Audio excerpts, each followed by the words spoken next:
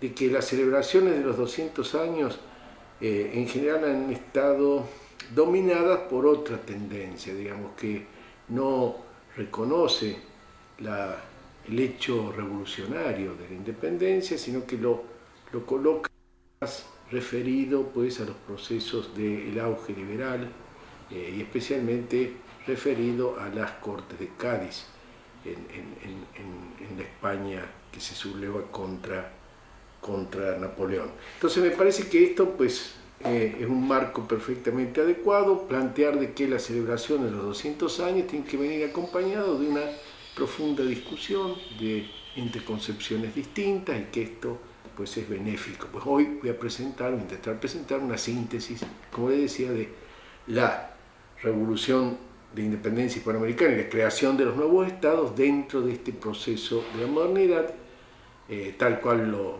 definió Marx o la gran escuela de Leipzig con Manfred Kosok, por ejemplo. ¿Y qué le parece que es todo eso de una especie de colonización mental que vivimos en América Latina, donde damos mucho más importancia a las cosas que pasan afuera que acá? Y por eso en Brasil, por ejemplo, hay poquísimas discusiones acerca de este proceso revolucionario de América Latina. Pues a mí me parece muy bien ese término de colonización mental, pues se ha como reciclado después de los llamados procesos del neoliberalismo, pues algo que quizá en la década del 50, del 60, del 70 hubiera sido impensado, digamos, esta especie de disimular los elementos originales, específicos, dentro de un marco de historia universal, digamos, pero disimular los elementos específicos de la independencia hispanoamericana en términos de un auge de una concepción ideológica que es el liberalismo, ¿verdad? Entonces, pues acá se da esta paradoja, ¿no? Aparentemente quienes sostenemos pues, el elemento revolucionario y de profunda transformación de las sociedades que significó la independencia hispanoamericana, somos muchas veces acusados de ideológicos por los que no serían ideológicos, pero en realidad si uno bucea la situación actual del debate actual en historiografía se va a dar cuenta que es casi exactamente al revés, aunque a mí no me molestaría en absoluto, y lo digo claramente, por supuesto, todo científico social, todo historiador está animado de ciertas ideas y con las cuales uno se compromete, obviamente. ¿Le parecería que las revoluciones latinoamericanas tenían alguna cosa singular que las diferenciase de otras revoluciones como las que tuvieron en Europa? Como por ejemplo sus programas, en fin, su visión, la incorporación de los conceptos indígenas y todo más. Sí, yo creo que ahí hay que tener, bueno, primero hay un elemento que uno puede decir unificar un gran proceso de las revoluciones de independencia, pero luego ver que claramente fueron procesos complejos con líneas y corrientes interiores muy importantes. Creo que el elemento anticolonial es un elemento que hay que subrayar. No es solamente de la independencia hispanoamericana, lo comparte desde, como mencionaba, desde los Países Bajos en el siglo XVI, pasando por la Revolución de Estados Unidos, pero es un elemento que es, digamos, que la diferencia de la Revolución Francesa, por ejemplo. Otro elemento muy importante, yo creo, es la cuestión étnica, digamos, la presencia de los antecedentes étnicos, la participación de la lucha indígena y una participación popular muy intensa, un jacobinismo específico muy particular, muy importante. Y aquí debo recordar, y cometí un ligero olvido que es muy importante y yo critico mucho,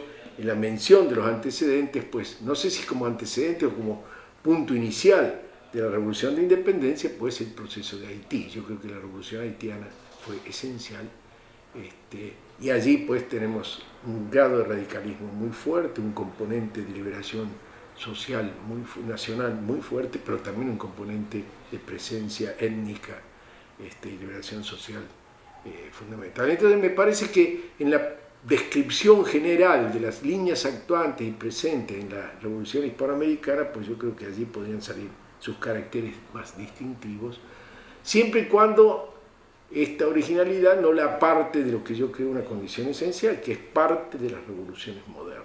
Creo que es parte esencial, nuclear de las revoluciones, del ciclo de las revoluciones modernas. ¿Y qué le parece que quedó de todo este proceso revolucionario hoy?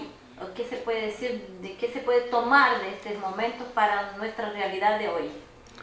Pues es interesante, digamos, ¿no? En realidad yo creo que hay procesos identitarios muy importantes, reafirmaciones de identidad que pueden ser elementos frente a una cultura de la globalización y con sus pros y contras, digamos. Yo creo que hay que incentivar y tener mucha conciencia de los procesos endógenos, los propios procesos. En ese sentido, la Revolución de Independencia fue fundante, fue fundadora.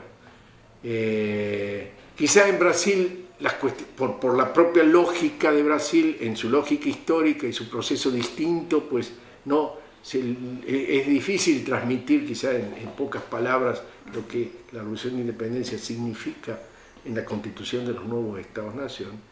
Y por supuesto, bueno, pues esta conciencia nacional me parece que tiene que estar afincada también en los procesos sociales, como lo señalamos recién, como usted lo señaló y intenté mostrar también la respuesta, la lógica de los procesos sociales complejos en los procesos de transformación.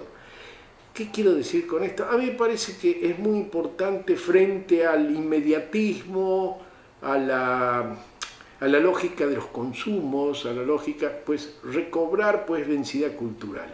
Y en buena medida recobrar densidad cultural es recobrar memoria, recobrar historia, recobrar originalidad de los procesos. Y en ese sentido creo que es esencial el recuerdo del panteón de héroes, no de la glorificación, de un sistema referencial, simbólico, que es muy importante culturalmente. Y entonces, bueno, ese es lo que yo creo que habría que recuperar de la revolución de la independencia, ¿no? Y aquí hay que señalar que en Brasil tuvimos un momento, un terreno de 10 años, una república en el sur. Sí, entonces claro, tenemos supuesto. también historia. Por supuesto, no quería decir, y soy muy consciente de que el proceso brasileño no es tan simplista como uno en general tiende a pensar, que fue un proceso también muy complejo, y simplemente lo que quería señalar es que pues también la historiografía oficial brasileña ha olvidado mucho eso, ¿no? Y pues el específico desarrollo en la forma imperio en Brasil, pues nos diferencia mucho, digamos, de ese proceso.